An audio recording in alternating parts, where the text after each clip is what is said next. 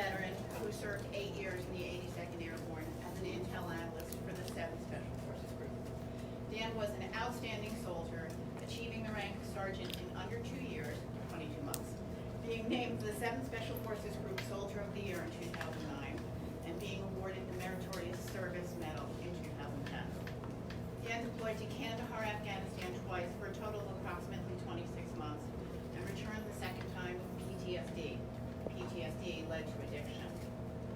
Addiction led to discharge. He discharged honorably from the Army in 2014. Upon discharge, Dan immediately applied for disability and went to work, making sure his fellow veterans who were struggling could get health care for their families. After 8 years of service to the country he loved, my boy waited nearly 13 months for his disability declaration. When that finally came, he was scheduled for treatment in an inpatient dual diagnosis treatment facility to begin 3 months later on or about January 21st of 2016. But that never happened, because on January 8th of 2016, my beautiful son died from an infection related to his IV drug use. He was alone in his home, and he died believing he would get the help he needed from the country he loved and had proudly served. He was 28 years old. This should never have happened. Dan had plans to work as a veterans advocate after getting well, so I promised him before he died that if he couldn't do the work for any reason, I would do it for him.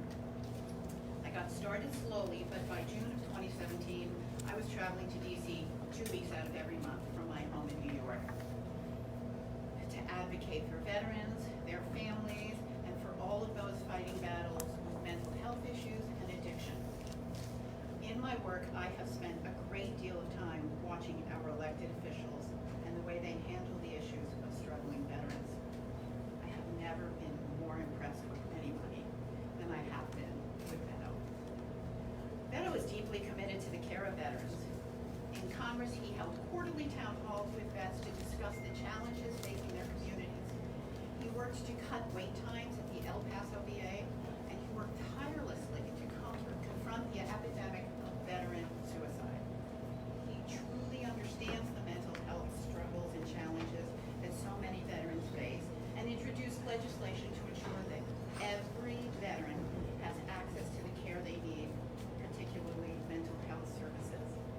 After watching him work on veterans issues in committee hearings on the Hill, I can say without equivocation that no one cares more, listens better, asks smarter questions, or acts more quickly to right the wrongs than Beto.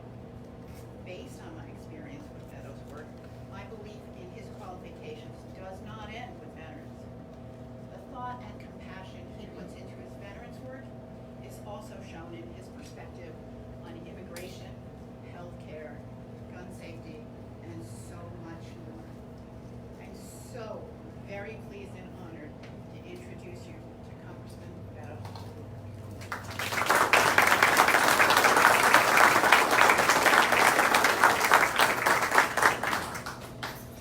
Stephanie, thank you for being here and for introducing me and bringing all of us together.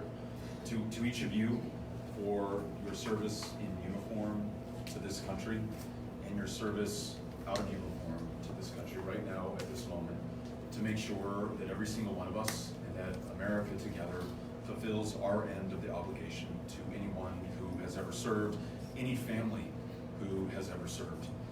Something that's clear to me from Stephanie's story is that when any member of a household serves the United States in our armed forces, every member of that household is serving the United States in our armed forces. And that service so often continues after that veteran comes back to this country, to their community, to their family. Stephanie mentioned the town halls that we held in El Paso, Texas. And it was very often those veterans at the microphone who would share with us their concerns, not about themselves and their treatment, and their care, or the respect that they were owed, but wanting to ensure that the next generation of veterans receives that care, that treatment, and that respect that they deserve. It was at those town hall meetings that we learned that El Paso had the worst wait times in the United States of America to see a mental health care provider at the VA, and that care delayed effectively became care denied, and was not unconnected to the fact that we lose 20 veterans a day, which is an official, conservative, and probably low estimate. 20 veterans a day, every single day, to suicide in this country. The vast majority of them not having been able to, or for whatever reason, unwilling to go into the VA and get that care they should be able to receive so that they can be back on their feet and living with the purpose and the function and the dignity that they should be able to expect. We have to do much more for the veterans who have served this country. I think about those Vietnam-era veterans who fought in a war that this country did not understand, who came back to a country that did not celebrate their service with ticker tape parades or a pat on the back, very often with scorn or ignoring them altogether. And yet those men and women quietly got back to work and continued to build the greatest country on the face of the planet. And now, in some cases, 50 years later, finally coming to terms with post-traumatic stress disorder that they had carried with them their entire lives. They are waiting not minutes or hours to get care at the VA. They are waiting months, sometimes years, sometimes are not able to get in at all. So based on the inspiration that we feel from Stephanie, her son Dan, from everyone who is here, everyone who has ever served, in our administration, we will make sure that we fulfill our end of the obligation as a country. We will spare no expense. We will bear any burden to make sure that we meet every single returning veteran with the care and the investment that they deserve. That means prioritizing care for post-traumatic stress disorder, whether you incurred it in 1968, Vietnam, or in 2018 in Afghanistan. We're going to make sure that we connect you with the provider and the care to make sure that you're living your fullest and best life. We're going to make sure that we end the wars that we are forever fighting in this country. 18 years in Afghanistan, and for all intents and purposes, 28 years in Iraq, having first gone to war there in 1991, and having been there every year in every successive presidential administration since. And the wars that we're fighting but were undeclared today in Yemen, in Syria, in Iraq, in Somalia, in so many countries half a world away, where women and men tonight, where it is already tonight, have their lives on the line and may very well lose them in service to this country. Let's bring them back home to the United States, to their communities, to their families, allow them to contribute here to our shared success and to our greatness. And let's make sure that the VA, which today has more than 40,000 unfilled clinical positions, receives the investment and the prioritization that has been lacking in just about any previous presidential administration. Let's prioritize those conditions that are unique to service and to combat and war: post-traumatic stress disorder, traumatic brain injury, traumatic amputation, military sexual trauma, those conditions that we don't as often see in the general veterans population.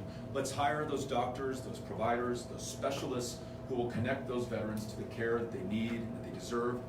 As Stephanie mentioned in Dan's story, we have too many veterans waiting too long to hear back on a service-connected disability claim, a disability that they incurred while in service to this country that they're waiting months and now sometimes years to hear back from their government on.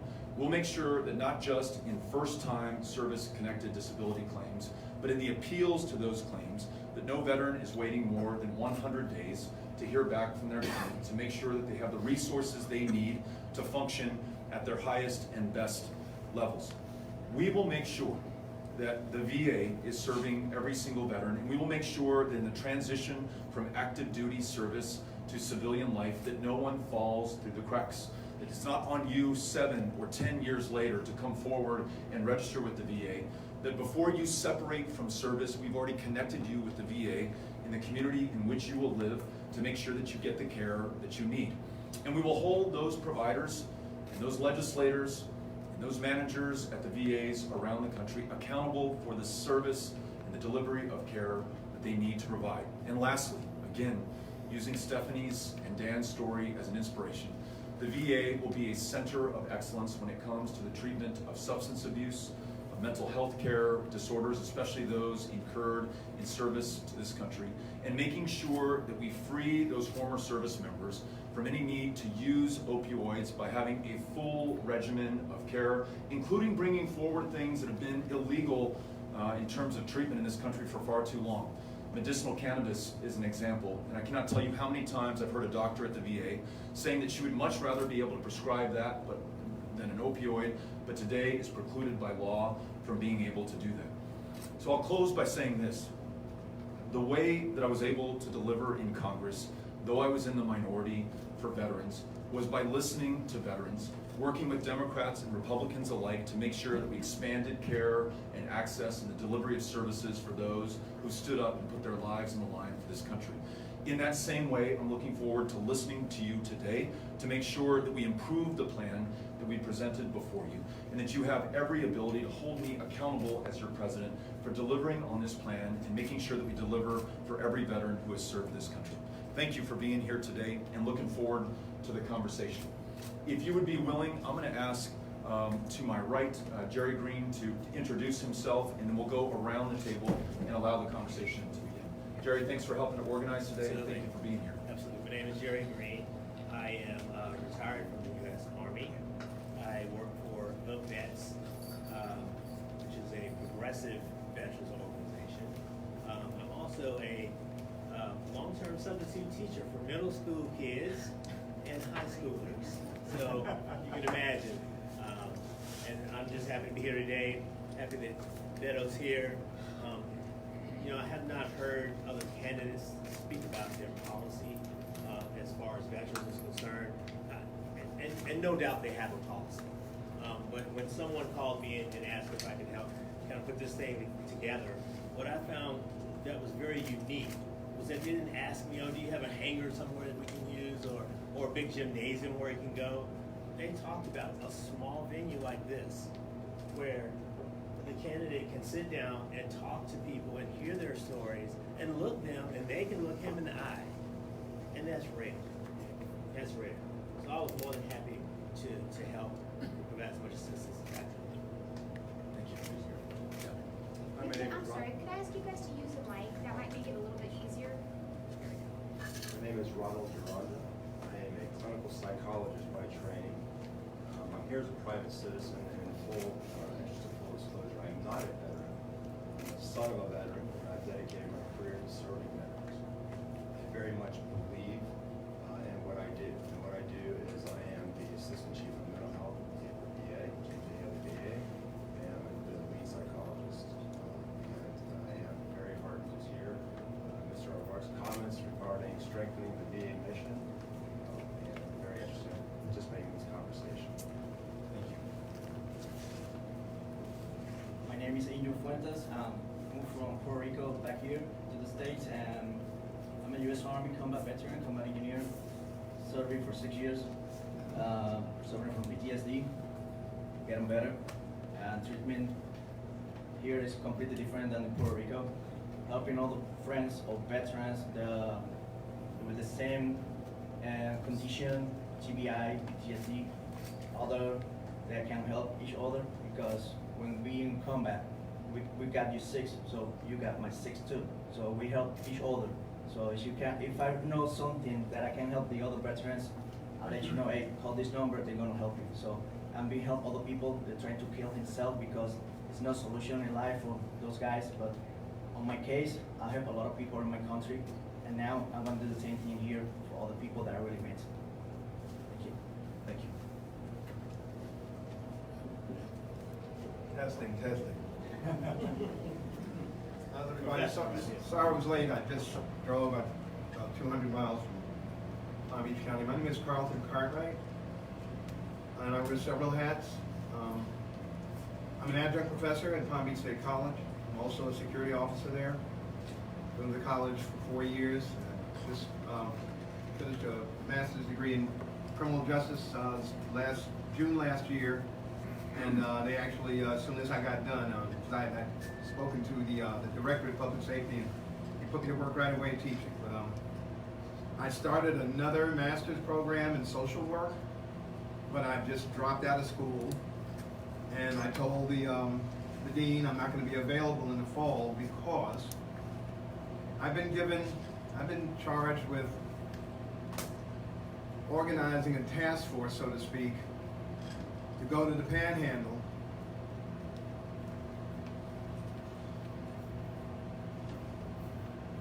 and we're creating a template it's going to wind up being ongoing. I've also been traveling across the country, visiting with several friends of mine, one that I haven't seen in 32 years. And I interview veterans. I interview veterans for the Library of Congress in Washington, D.C. I've probably done almost 200 of those since 2005. Both my parents served in World War II. My father was a lot of times these old guys, and then I'll say something about the young guys in a second, because my father, when I was a kid, my dad gave me his Purple Heart, and I lost it. So I wound up about 3-4 years ago having to become his co-guardian because he wasn't being taken care of properly. His wife would probably never forgive me for that. But anyway, so while I took over his paperwork, I got all of his paperwork, and I wanted to get the Purple Heart replaced. So I called Washington, and I said, I'd like to get my father's medal replaced. And they said, oh, okay, fine. They looked it up, and they went, okay, well, that's going to be like $400. I said, what, for one Purple Heart? They said, oh, no, Mr. Cartwright. My father has 7 medals, Bronze Star. He got hit in the leg, and these guys, they never talk about what they did in the service. I interviewed him for the library for an hour, and he never even talked about, he just talked about how he got hit and went to the hospital. He saved some people's lives. He was a radio operator. And I got news.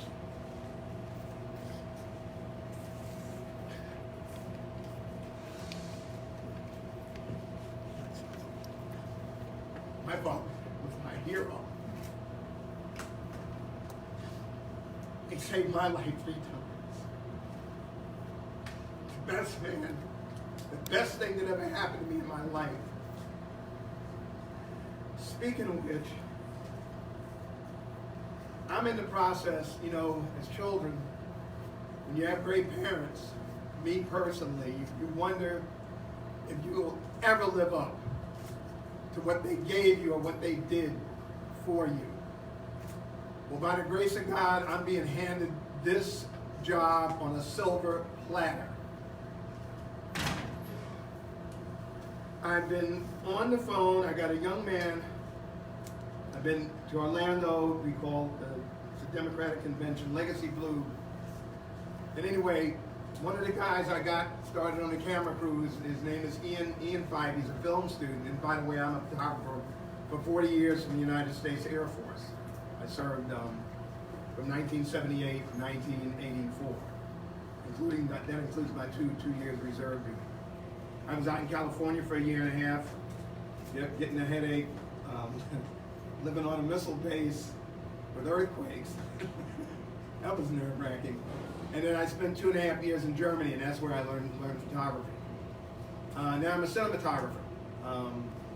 Just purchased another load of equipment. We're going to go do an electronic document of the situation that it's devastating, everything I've heard and seen at the Panhandle, going into the 9th month of these people being homeless, jobless, living outside their house in a tent. FEMA's visited. I haven't been there yet. FEMA's visited. The guy from Washington, he's been through there. And these people have not, so at the end of the day, it's not going to be, I have the paperwork, I don't have it with me, but it's easily accessible. It's going to be 3 or 4 years before they get their goddamn lives back. Children. name of God.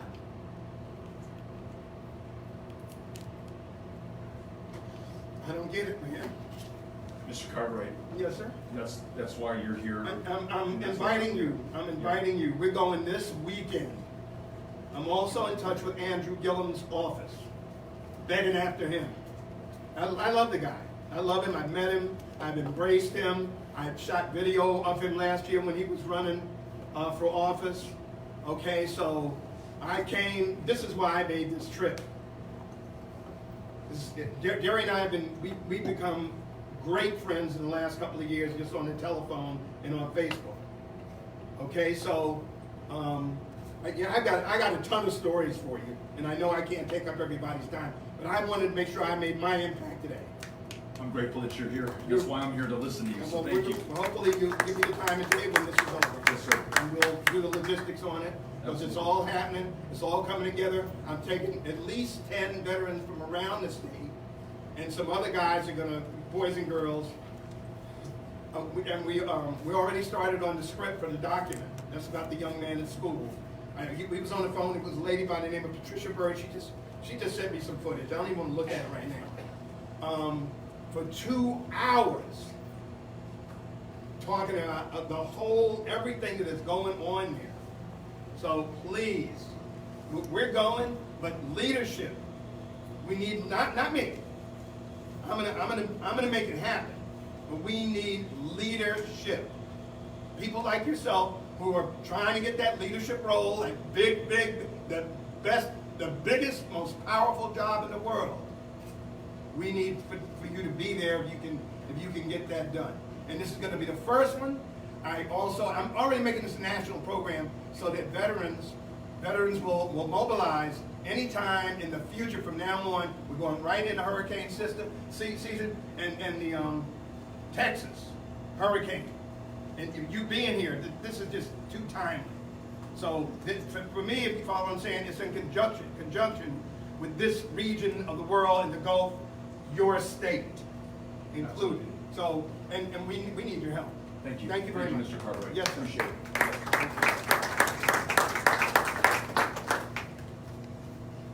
Thank you. Thank you for being here.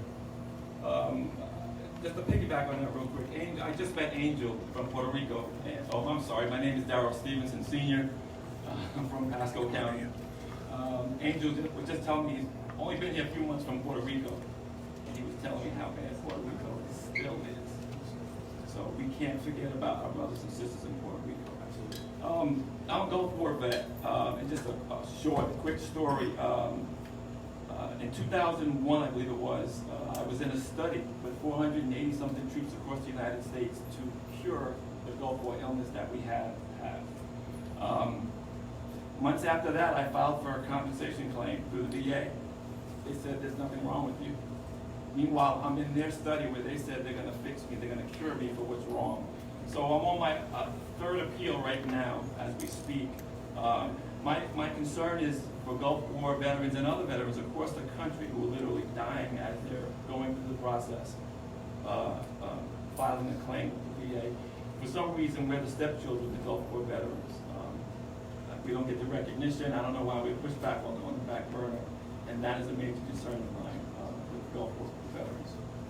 Darrell, I'm glad you mentioned that, and I got to tell you that the phrase "deny until you die" is one that I've heard from veterans from every generation of service. You mentioned that there are 3 appeals that you made so far, even though you were studied for your exposure to toxins that led to Gulf War illness, and yet they're denying you the care that you need. It took Vietnam-era veterans more than 40 years until Agent Orange exposure was a presumptive condition for the cancers that they were dying from, before this country really in any meaningful way lifted a finger to help them out after they had put their lives on the line. So here we are 28 years after your exposure. That's why in our administration we're going to have a Veterans Trust Fund, so that we invest in the research and innovation to bring the cures for the conditions like Gulf War illness or exposure to toxic burn pits in Iraq or Afghanistan or Agent Orange, or whatever we put women and men in confrontation with when we put them into battle or service to this country. So know that we will not allow this to continue, that we're gonna make sure that we meet this with the urgency that it deserves and stop denying you the care that you have earned from your country. And I appreciate you raising that for other veterans like you. Thank you, appreciate it. Michael Ledbetter, Pasco County, Florida, former chair and a member of the State Democratic Veterans Caucus. I served in the Army Reserve. I was a stateside reservist during the Vietnam War.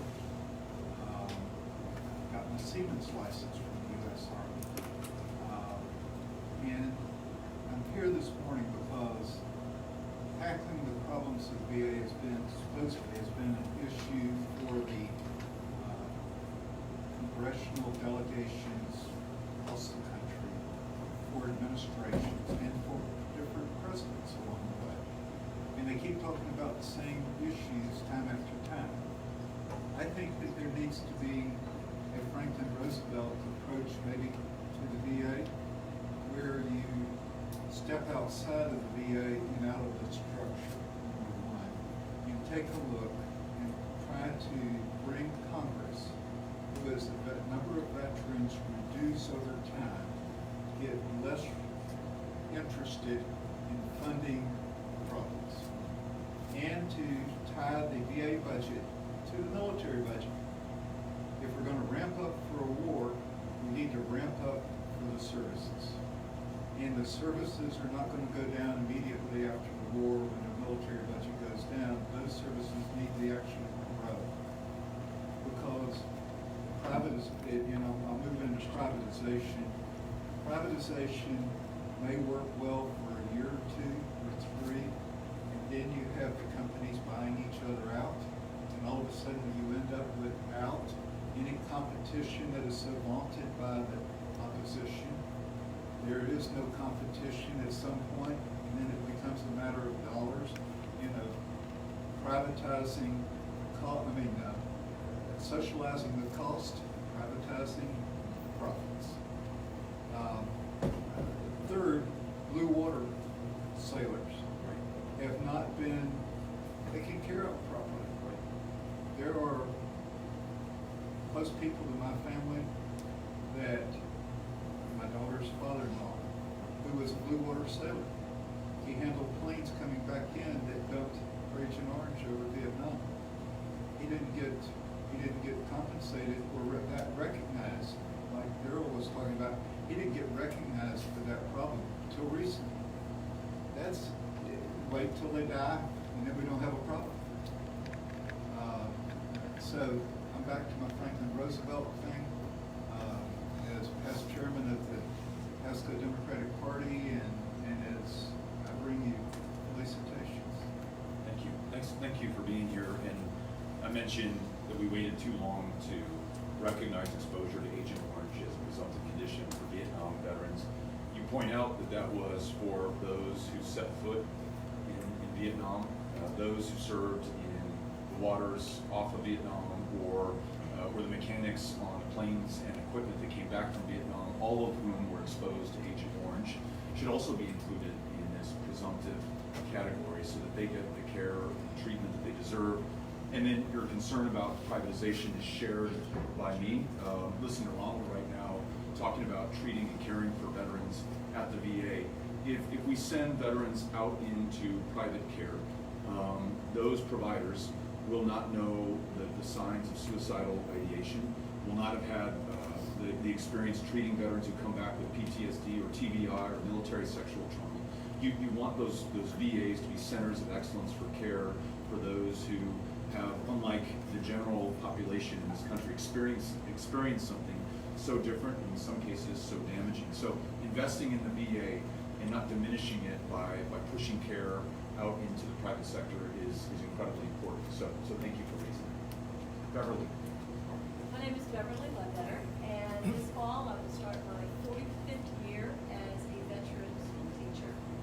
So I have a little different perspective on things. I taught for 36 years in the public school system, and I had the opportunity to work with the silent victims of the consequence of war, and that is the children.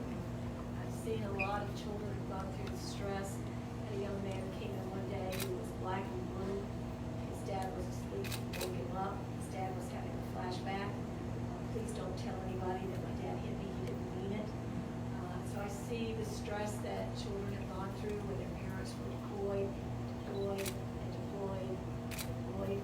many of them were National Guard members who really shouldn't be deployed overseas in long terms. And now I have the opportunity to work at St. Leo University. St. Leo has one of the largest presence on military bases. We do a lot of work with servicemen. And now, in my job at St. Leo, I have the opportunity to work with returning veterans who wish to become school teachers. And I see the uncertainty when you have the Trump administration play with their tuition by holding it hostage for some political reason and holding it as a football. And these students do not know whether their tuition is going to be paid. St. Leo has a policy that we do enroll them and we do service them, but I'm sure there are other universities who do not have that same care and approach, and these students are in limbo. I have a young man right now who doesn't know whether he's going to get his benefits or not. So I'm concerned about the football that is played and also the impact on the children of the veterans. You're talking about the full cost and consequence of war, and it's not something that most in America understand, especially post 9/11. Fewer than 1% of this country has served in the armed forces, and we know disproportionately that those service members come from rural communities, communities that very often do not have enough of a voice in our democracy and the decisions that we make. And as we heard from Stephanie, that cost is borne not just by the service member, but by their entire family, their parents, and as you pointed out, their children as well. And then there's the cost of making sure that those veterans are made whole on return. We've talked about service-connected disability claims, mental health care treatment, but you're talking about the post 9/11 GI Bill earned benefit to make sure that you can get that education, the skills, and the training that allow you to perform at your highest potential in civilian life, and how right now it can be confusing for veterans who come back to be able to access that earned benefit. Let's remove the red tape and bureaucracy and make sure that they can get the training and the education that they deserve. That also will be a priority for us, and we'll listen to those who are providing the education and the access to make sure that it's delivered to every veteran without exception. Thank you for raising it. Appreciate that. Sir. Good morning. Morning. Thank you for coming and listening to us this morning. My name is Bryce Bowden. I'm a transplant from Chicago. I'm a post-Vietnam War veteran, both the Navy and the Air Force. My primary concern, similar to the gentleman on the end, is with the disability claims. I've been exposed. I was at Camp Lejeune doing the chemical water, but it's all about the presumption. They had about hepatitis, prostate cancer, and a liver disorder. But at this point, those disorders are not part of the presumed disabilities. So once again, we go through the appeal, and we said 40 years for Agent Orange. The actual toxic water was discovered in 1954, and this is 2019. So it was, as a denial until I died, that was probably what's going to be the situation. It's things like that. So, mine is a unselfish reason for being here, so that this can be brought up and actually made aware to other people to continue to do these appeals and making your voice make it louder, and so people are aware, and hopefully the VA will say that's we have to add this to the list of disabilities. Absolutely. Thanks again. Let's make sure that we're paying the full cost. We're very ready to send women and men into harm's way. The bombs, the bullets, the missiles. But when these service members come back, we make them jump through hoops or cut through, navigate so much red tape and bureaucracy that far too many end up giving up. I mentioned the 20 we lose a day, every single day. 16 of those 20 did not come to the VA. Either could not get in or made perhaps a logical decision that it just was not worth their time to try to fight through that mess in many cases in order to get the care that they need.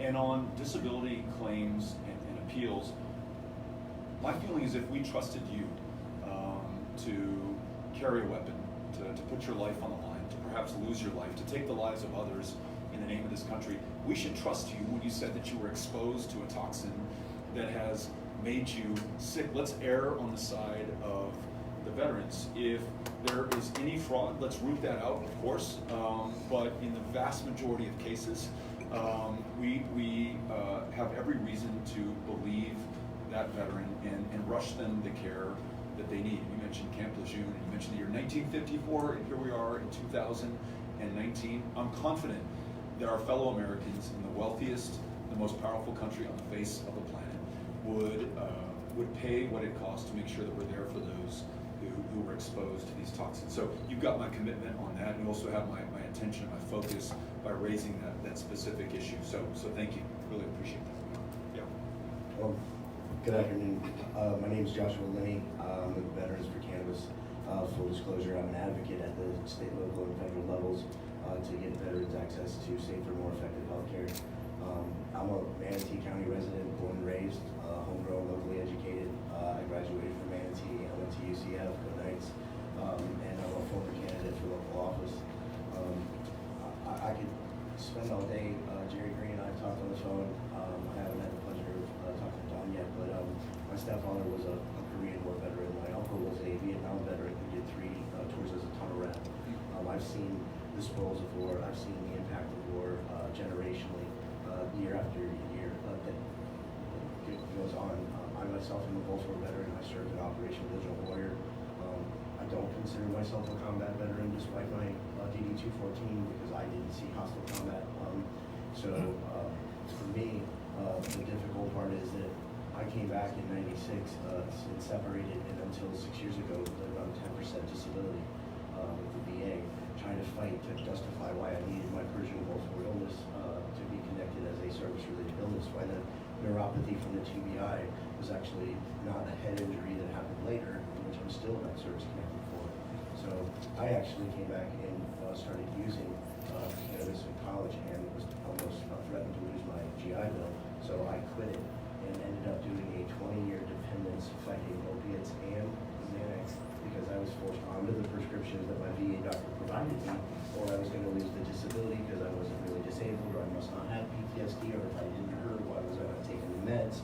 So I fought 20 years of addiction and dependence. I lost lots of friends, I lost business partners, I lost several buddies from the military, and we weren't allowed to have any safer, more effective options. I'm glad you keep bringing up the 22, as it's known, a day that we lose from suicide, but what people don't talk about is the other 30th day we're losing to prescription overdoses at the hands of our VA providers.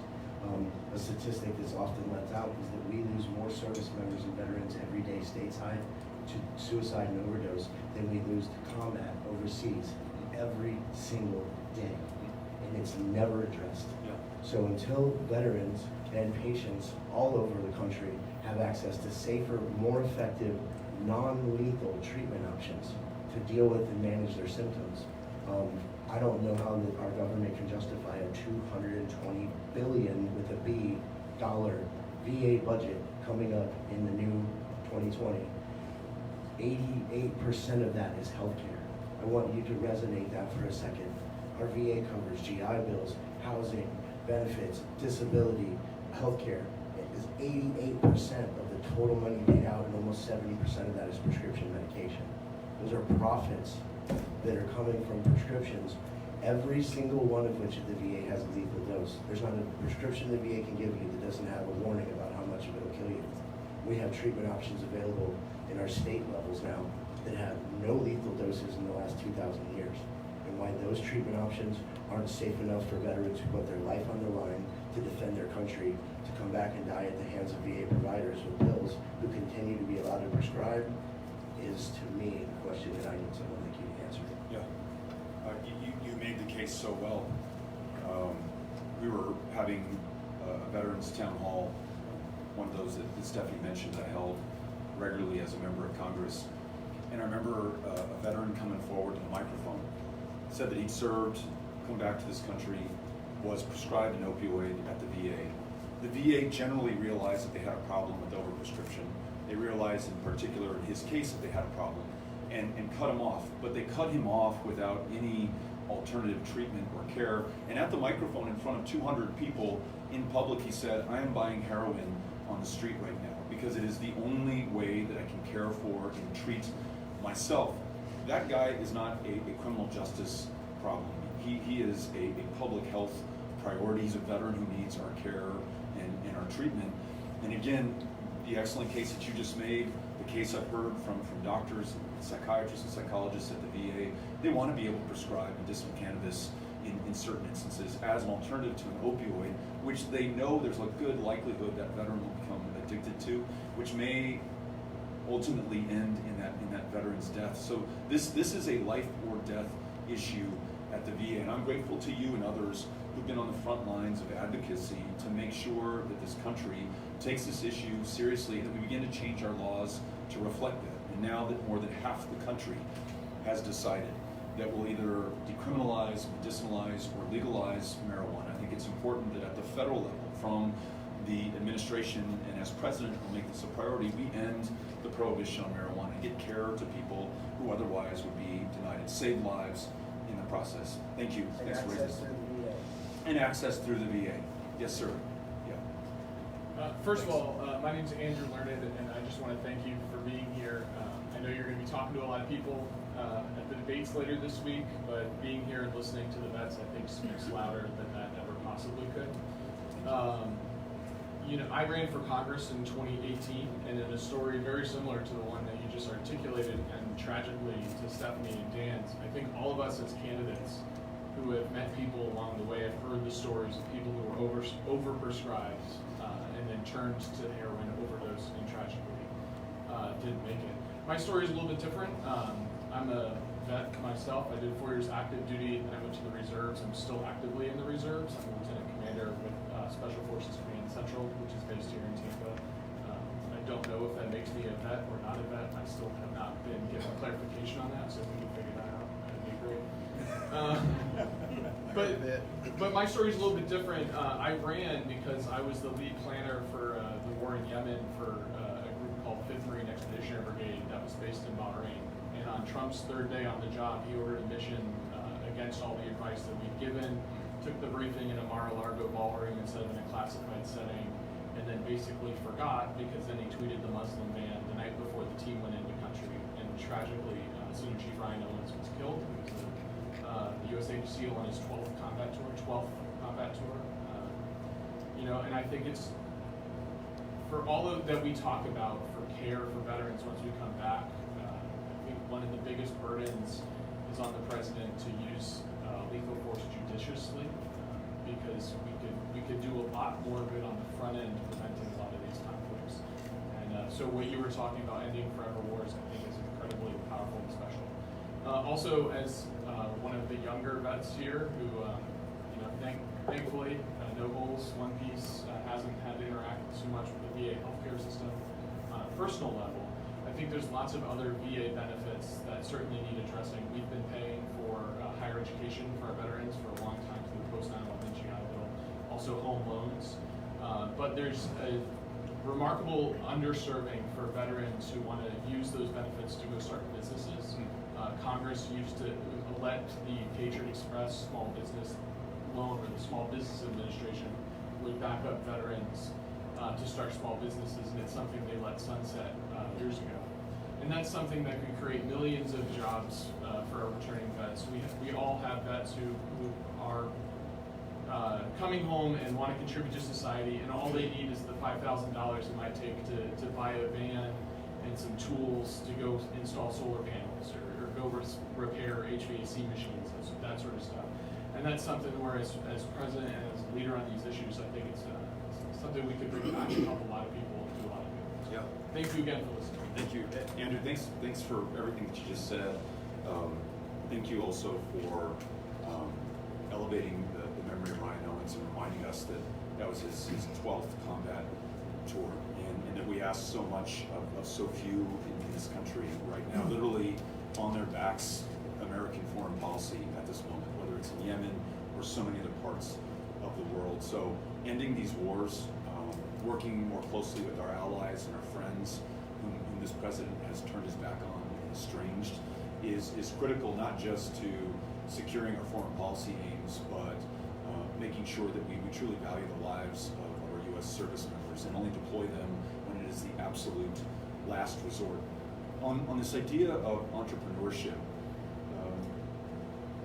the so-called greatest generation, returning World War II veterans, nearly half of them, nearly 50%, were small business owners. Came back and built the greatest, the largest economy the world has ever known, lifted tens of millions out of poverty and into the middle class. The post 9/11 generation, I think the rate of small business creation is like 4%.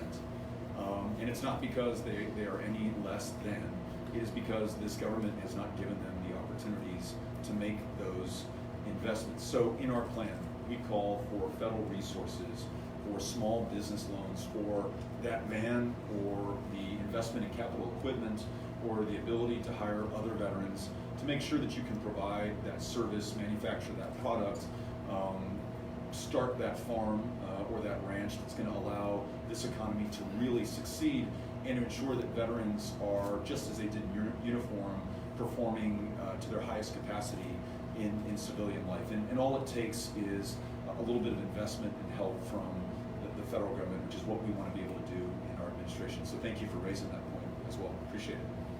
Sir. Yes, yes, sir. Excuse me. My name is Wilson Blunt, Pasco County. On your plan for the vets, does it include provisions to do away with the city idea that when a veteran applies for a loan for a home, he has to pay a funding fee? That funding fee is paid for him to get his own money that he has earned. So yes, a little bit things. I think it's a back pay door to the banks.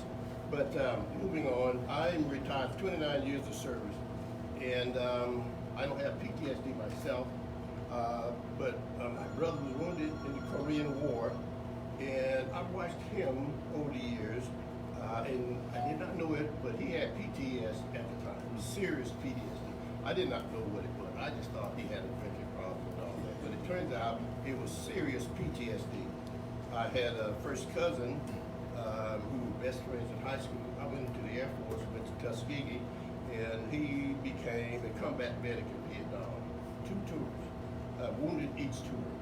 And now he has severe PTSD and is being treated, but I think from talking to him, again, it's a drug, and no treatment kind of thing. So some help with that would certainly be helpful.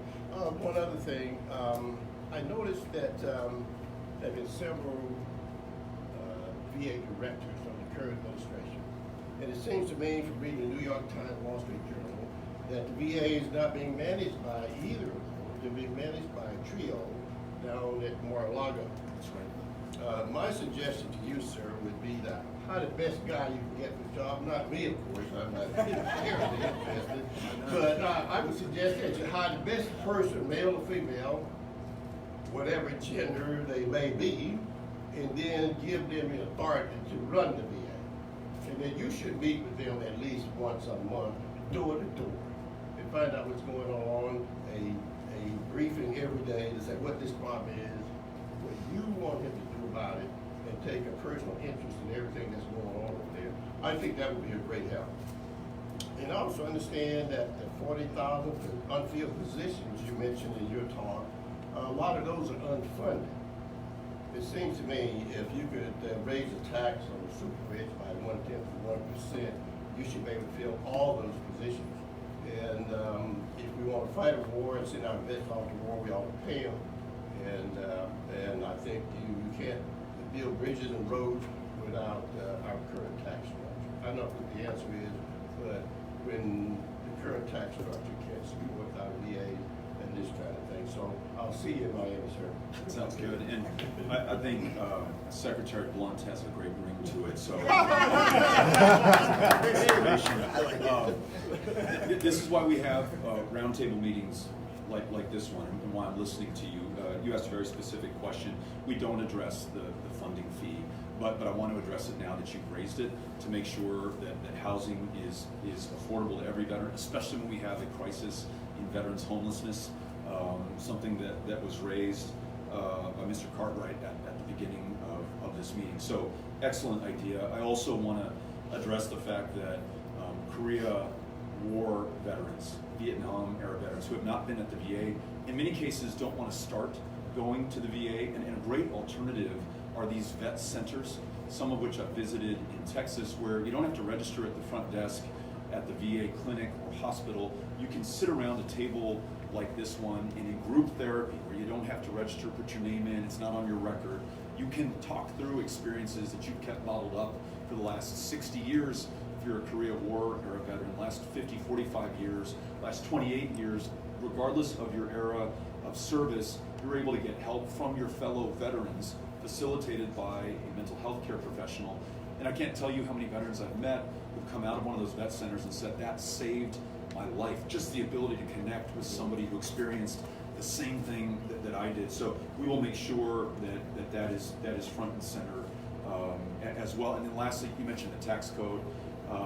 It's going to be unbelievable to the generations down the road when they look back on us that we were more than $20 trillion in debt, that we cut a $2 trillion tax cut to the very wealthiest and the corporations. When we had all of these unmet needs like those that we're describing here at the table.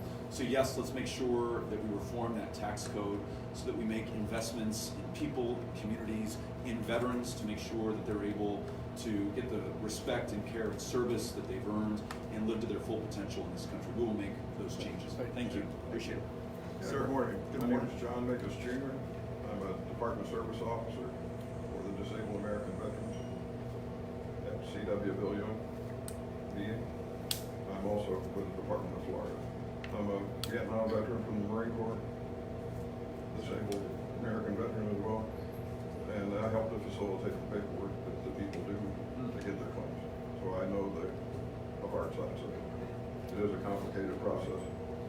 John, how long are those veterans you're helping waiting for now on an appeal to a service-connected disability?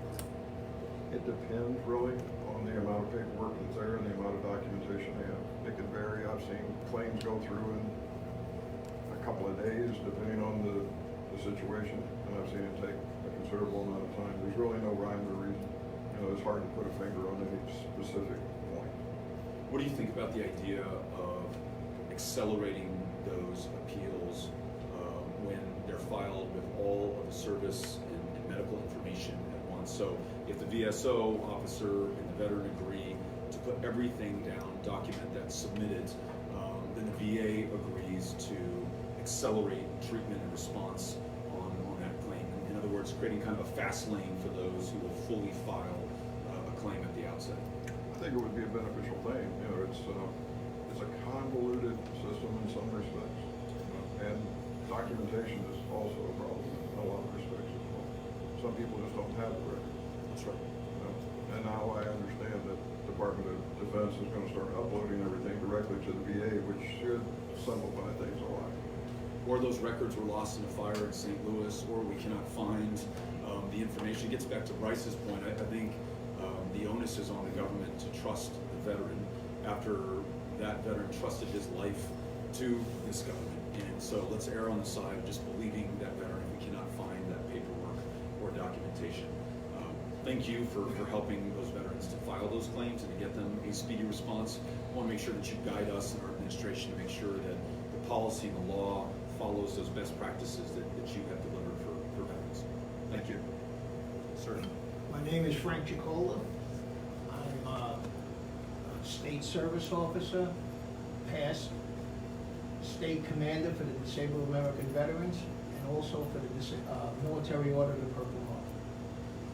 I'm also a Vietnam vet. My unit was deployed 101st Airborne right before Tet in December of '67. Tet broke out in January. I've been wounded a few times, got a couple of Purple Hearts. When I got out, I didn't know anything about my benefits. That's why I became a state service officer, to educate veterans on what they should be getting. I have World War II vets, Korean War vets coming in and don't even know that they were entitled to benefits. The VA don't tell them. It's the service officer that tells them. I've got people, we talk about presumptives. Agent Orange, they come out maybe every 5 years and they throw a couple more out there, okay? But there's many thousands that died already that doesn't get that benefit. And it's like Camp Lejeune, the same thing. They're nickel and diming us on that. We're not getting really any kind of ratings out of there. And I can go on, the burn pits and so on. But I've been hearing, a lot about the suicides and all that. I can count on my hands how many residential programs in the VA there are, all right? They get on a waiting list to get in this residential program, and, they might have already been gone now, all right? It's just so many things to be turned around. We fought, I know you as a congressman, with the Veterans Committee, you dealt with the disabled American veterans. We have congressmen out there that deal with a lot of veteran issues. Congressman Gus Bilirakis. If you look at his record, you look at how many bills he put in for veterans, even as a state legislator. People could shake their head, but I'm going to tell you, he is very veteran friendly, and you would know that. That's why I do all his compensation claims. He calls me if he has something, because you can't get a claim done in a congressional office. You can get an inquiry, but you can't get a claim done. So that's something I do for them, to make sure that veterans get their benefits they deserve. So I'm hoping that there's more education within the VA system to let veterans know exactly what they're entitled to. And Frank, what we will do is take that one step further and not wait until that service member becomes a veteran, and not wait for the VA to do this. I think it's important the Department of Defense ensures that before that service member separates, that they are connected with the VA in the community that they are going to be moving to, already enrolled. You mentioned World War II veterans who are now in their 90s and are just realizing that they were eligible for VA care. I've listened to post 9/11 veterans who told me it was 7, 8, 9 years before they realized they had PTSD and had tried to navigate the VA. Day one, before day one, while you're still in service, you're enrolled, you're connected, you're screened for primary health care challenges. You're also screened for mental health care challenges before you transition into civilian life, and immediately you're connected with a provider at the VA. So point taken, and let's make sure that we begin right in DOD and not wait, and then ensure that records are effectively shared between DOD and VA. Big problem right now, and it has been in every preceding presidential administration. Let's stop kicking the ball, kicking the can down the road. Let's make sure that we connect those two systems and ensure there's seamless transition and care for service members as they become veterans. Thank you, Frank. Right, let me just say something else. Right now, we are over there in the TAP programs. That's right, transition and doing assistance the claims, programs. okay? But, even when we win something through Congress, I can say, like the caregiver bill, all right? It was always post 9/11. All these other older veterans were pushed around in wheelchairs. Their wives sacrificed their whole lives for this veteran and got nothing. That's right. So when we fought and won the caregiver bill, That's right. we don't have applications for it. We don't have funding for it. We won nothing, okay? So if we're gonna win something, then the VA needs to provide it. Well said. Thank you, Frank. Yes, ma'am. Good morning. My name is Mimi Wasilewski, and I am not a veteran, but I am a daughter of one, and I am a wife of one, and I'm honored to be here at the table amongst all of these wonderful veterans that have served our country. And thank you to Mr. Jerry for organizing this, and thank you so much for coming to listen to us. There's so many candidates that have had the opportunity to come and listen and actually really hear some beneficial, thank you, information that could help our country, and they choose to come for their photos, but really nothing is done. And I've been waiting for something to be done because I'm a product of a father who spent 23 years in the military, also served in Vietnam, and was the kind of person that was very proud, never wanted to be one that would take. But when he needed the VA, they weren't there for them, and they're still not there for him. And it's been a very sad thing for me to watch. He's going through early onset memory challenges, and I don't remember many things, and my mother is no longer here, but it's been a very difficult road with the VA to get assistance and to get claims approved. Right now, I'm trying to take all this on, but I'm very unknowledged of all of the details and the intricacies of the VA process. And there's also a lot of people who you know and who you don't know. You mentioned Mike Bilirakis, who Gus and Mike. okay, who was actually not really helpful to me at all. So what I am interested in is a candidate who wants to take on VA problems, because there are VA problems. It's a wonderful thing that they've done for our military people, but when you're not doing the job, what good is it? So we want someone to listen to the problems and to what the solutions can be. We want to know that. And we would like someone to actually, truly follow through. There are people with their lives on the line. I heard a lot of people mention, and I know, that there are people that wait to die is what their motto, I suppose, is. And that's a pretty sad thing and very disappointing. We're a country of many, many different people with challenges, money.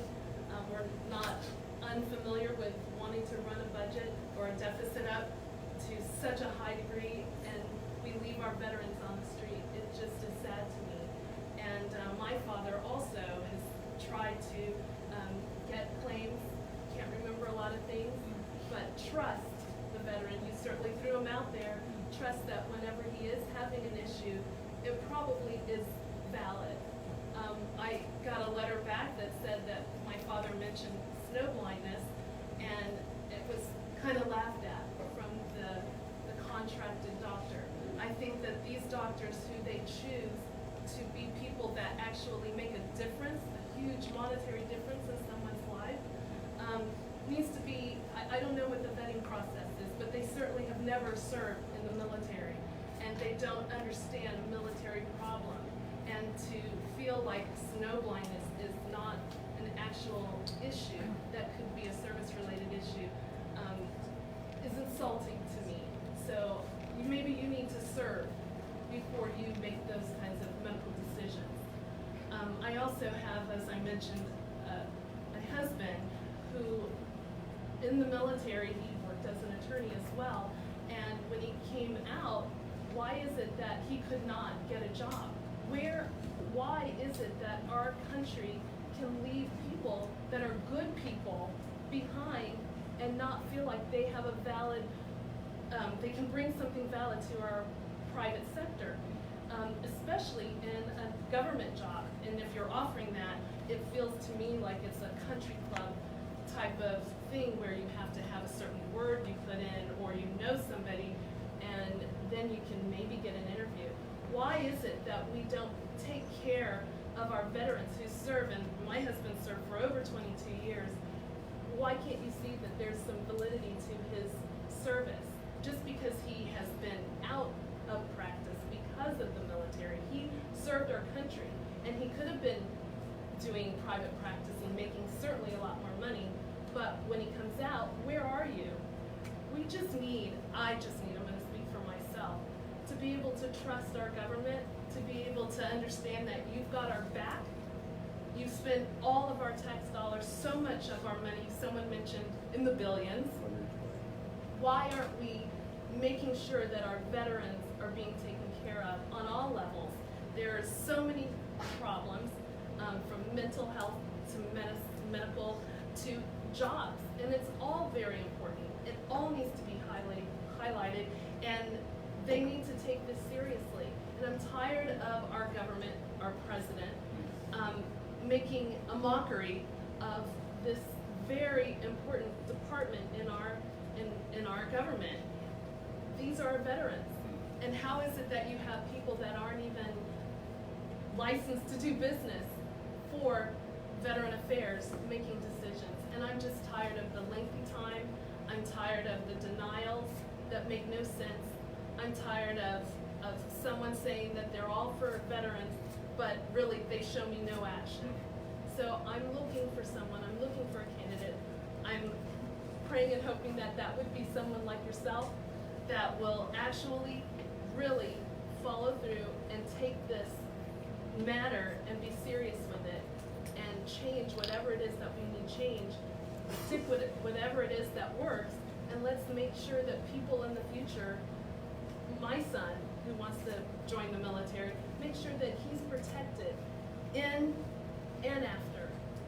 So thank you so much for your time. Mimi, thank you for everything that you just said and everyone that you're advocating for, your family members, your son, but you also are advocating for anyone who's ever served or ever will serve, and you want to make sure that we make this right. I'm going to very briefly touch on some of the issues that you raised. All of them are important. You mentioned Alzheimer's and dementia. We know that veterans disproportionately suffer from this. That's why in our plan we're calling for a doubling of the investment in the National Institutes of Health from $2.5 billion a year to $5 billion a year to make sure that we come up not just with the treatments but the cures for those veterans and other Americans who are suffering from Alzheimer's and dementia. You mentioned the caregiving that you're providing. Frank raised this issue as well in terms of caregiver parity. I'll make sure that those caregiver programs are funded. So if it is you or your mother or another family member who's providing that care for your father, for your husband, for your son down the road, they're compensated so that they can provide that. We will expedite claims and treatment. No one should have to navigate the bureaucracy or the red tape. And then you mentioned your husband's struggle in finding a job after 23 years of service to this country. We proposed a reverse boot camp while still in service that would connect that service member with a career or education or skills or training or employment before they separate, so that they do not fall through the cracks and they're connected and able to contribute to their full potential. One of my colleagues on the Veterans Affairs Committee, a Republican, Brad Wenstrup of Ohio, asked this great question. He said, the moment that you enlist, we should ask you what you might want to be doing after you've served your country. Make sure that that's on our minds as we train and prepare you, not just for service and battle, but for success afterwards. Let's begin that on day one. And then this last most important issue you raised that I think is on everyone's minds. Beto, maybe you talk a good game, maybe you've shown up here, you've assembled these veterans. How in the world can we trust you to deliver on these ambitions that we've described today? I can only tell you that I asked to serve on the House Veterans Affairs Committee when I was first sworn in 2013. Worked with Republicans and Democrats alike to expand access to care. When we learned at a meeting like this one that veterans who came back with an other than honorable discharge were denied the ability to set foot in the VA, and that they were taking their lives at twice the rate of the general veterans population, we wrote legislation, made the case, got it passed by members of Congress to expand mental health care to those veterans with bad paper discharges, got it signed into law by the one person with whom I agree on almost nothing, Donald Trump, but found enough common ground to get that done. When we found out El Paso ranked dead last in mental health care access, worked with the community to go from 68 full-time mental health care staff to nearly 120 today. That wasn't by act of Congress. I literally got on the horn with mental health care providers like Ronald and helped to talk them into moving to El Paso and providing care for our veterans there. I made it my priority in our full-time job and held myself accountable. And from doing that, we were able to turn that around. We're no longer dead last. Some days we actually do better than the national average in response times. I will not be satisfied until we are number one. And I won't be satisfied until every veteran gets that care without having to wait years or months or weeks. It should be minutes if it is a wait at all. So just know that it is not only my priority, it is something that I've been able to act on, deliver before. It's something that I'm committed to going forward. So thank you, Mimi, for everything. You Yes, can ma'am. trust him, trust me. Yes, ma'am. Thank you, sir. My name is Melissa Vélez. I'm a prior enlisted commissioned officer. I served 11 years in the Army. And at this time, I volunteered for the Wounded Water Project, Tampa Peer Support Group. I'm their leader. We meet twice a month, and the purpose is to give support and inform and help and anything we can do for our veterans. We try to do it. If we cannot do it, we try to guide them and search for the right people. Right now, we're inviting different speakers to our meetings. We had the pleasure of having Joshua talking about the medical marijuana to our vets and the options, the good, the bads, and everything else. The same thing with different things. I'm a big supporter, and I want to see more education. And like you said, I would like to see our soldiers, our officers, to be more informed on what is out there. When I left the military, there was nothing. It was my last day, and I was gone. Nobody told me what to do, what I could find out there for myself and my family. But not only me, it's my family too. My kids were dragged along with my decision of joining the military. Everything that I have today, I did it bumping into walls. Finding out at the last minute, maybe but the last day to apply for XYZ was gone. And I would like to see a lot more of that. I would like to see people to get more informed and educated. Another thing that I had the experience is the VA and maybe a lot of clinics, they think a lot the PTSD, and they mix the MST and the PTSD. They don't take MST as something serious, that it's happening and it's still happening. When you go to inpatient clinics,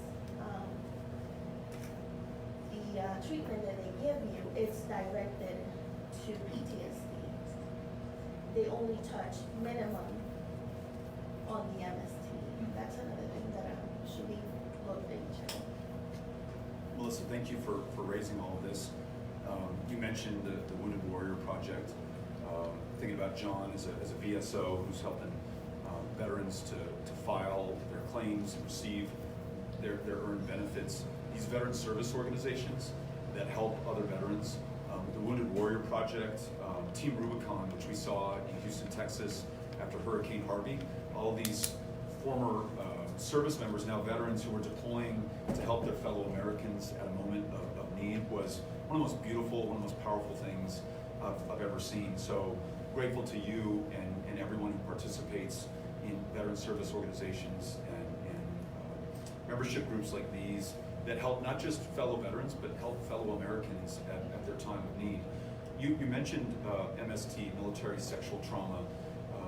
In our plan, we propose full equality of care.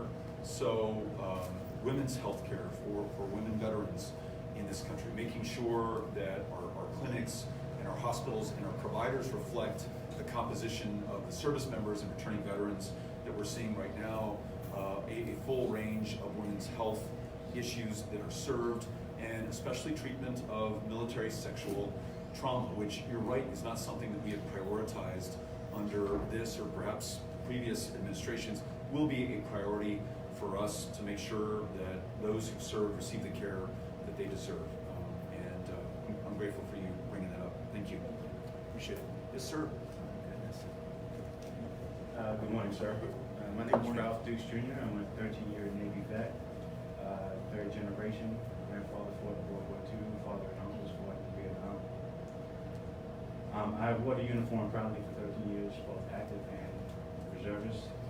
I too am a corpsman. And I just want to touch on the fact that everyone around here spoke very eloquently. So for me to get to this point right now, You're doing great. You're doing great. I really don't have any issue to touch on. But this is,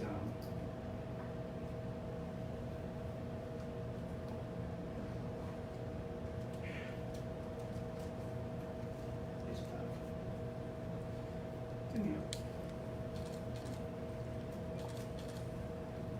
Take your time.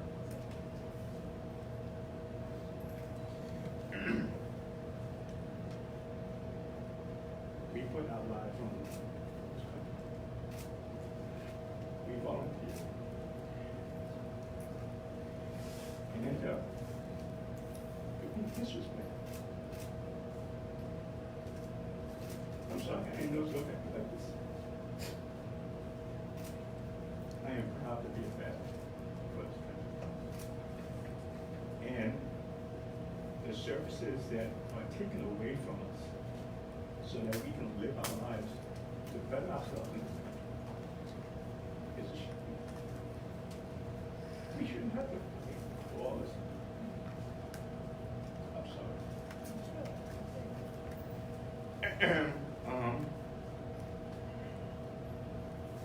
It's just tough when, like the young lady said, when you come out of the military and you have a rating, a job, a trade that you can provide, and you're told that you can't utilize that. It's just, and for young people like this, and young women, you have to take it because the services aren't there, the services are there.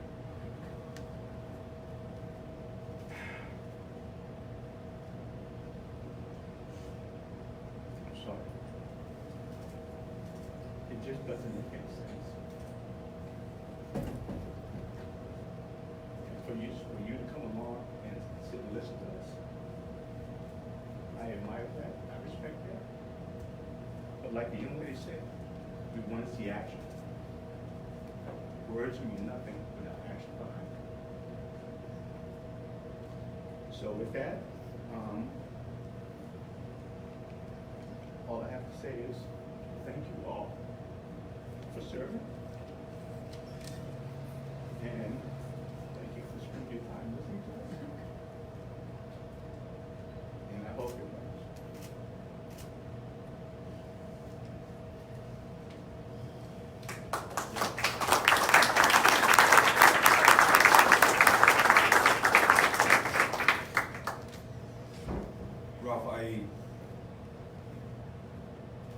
I cannot do justice to what you just said, but I want you to know that I listened to every word. And when I think about sending women and men to war or into harm's way, I'm going to be thinking about you. I'm going to be thinking about Dan. I'm going to be thinking about everyone who shared their story today and the full cost of these wars that we're fighting.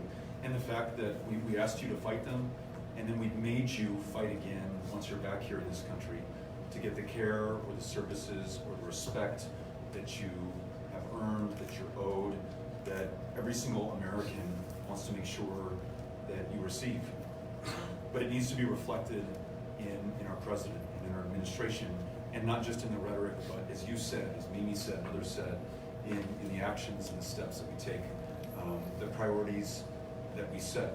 So not only will we end these wars that we're in, not only will we make sure that war is the option of last resort, we are going to elevate and prioritize everyone who's ever served in one of these wars, who's ever worn the uniform, to make sure that they do not have to fight again when they're home here in this country. And when they come back after having been as essential and as functional as a human being can be as a member of that military unit, knowing that everything that you do will determine not just your life, but the lives of those with whom you serve. It's when you come back to this country, you're just as essential. You can live with just as much dignity, that we understand your service and your sacrifice. So I cannot thank you enough for having the courage to share your story, to make sure that I hear that and that it is part of not just how I campaign, but how I serve. And I fully expect you to hold me accountable and to be part of this effort and this movement to ensure that this country lives up to our ideals and fulfills our promise to each and every single person who served. Thank you. Thank you so much. Yeah.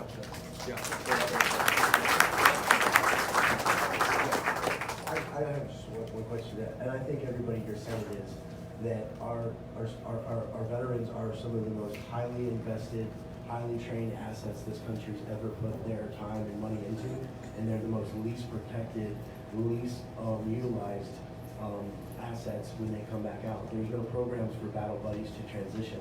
There's no job certification. There's no career training. There's no entrepreneurship. There's no guidance. So we send these children to war, and they come back as lost men, and we just go, well, good luck.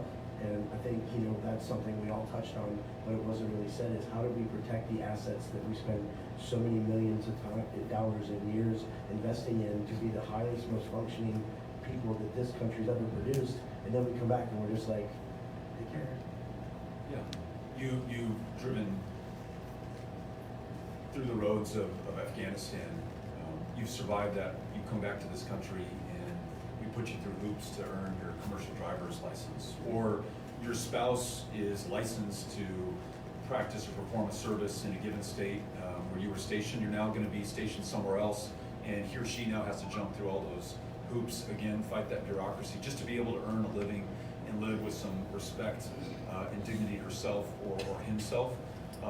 Yes, we've got to make it easier on military families and spouses. Yes, we should ask that question when you first enlist, what it is you want to do after you've finished your military service, so we can help to prepare you. Yes, there needs to be a reverse boot camp so that we connect you with the education, with the skills, with the training, with the career, with the opportunity to be an entrepreneur, because we made capital accessible to you. Because you're right, you've already proven yourself in service to this country. We want to allow you to contribute even more to the economic success and greatness of this country, and also for yourself and your family and your community. That's a shared priority for all of us. So that is not just part of this plan. It's something that I will ask you to help guide me on as president to make sure that we deliver on this plan, because it's good not just for the veteran and their families, it's great for this country and our economy. Thank you. Thanks for raising that. One last question. Yes. One last question. Yes, sir, Frank. As long as government, you have people that served and retired from the military, they were promised insurance, they were promised SBP program, benefits. That's right. But yet, if that spouse dies of a service-connected disability, they can only take one of the higher of the two. That's right. Meaning they paid into it all that time. And then every time the government needs some money, they tack it on the TRICARE, all right? That was something that was free, and now it's not free. So I like to see that happen. Thank you. Appreciate that. I think we're going to have to wrap up, but before we do, I just want to say thank you. And Mr. Cartwright, I'll make sure that I have a chance to talk with you. Okay, I'm the chairperson for the Veterans Caucus in Palm Beach County. I'm also the media chair for the state board, the Democratic Veterans Caucus in Florida, been the state chair. Thank you. And I've done social services for about almost 30 years. Thank you. Yeah, great. Well, and I'm looking forward also to being able to talk with you and to keep the conversation going. I want to thank everybody who made some time today to share with me what's on your minds, how we can do better as a country, and for your courage in sharing your personal stories that describe the challenges we have, but also speak to the opportunity that is expressed here at this table that we should realize as a country. That's my priority as president, and I'll make sure that you have every chance to hold me accountable, meaning to delivering on these priorities that we've described today. Stephanie, thank you for helping to organize us and for kicking us off, and for the courage that you have shown. Grateful to each and every single one of you. Thank you so much. Appreciate it.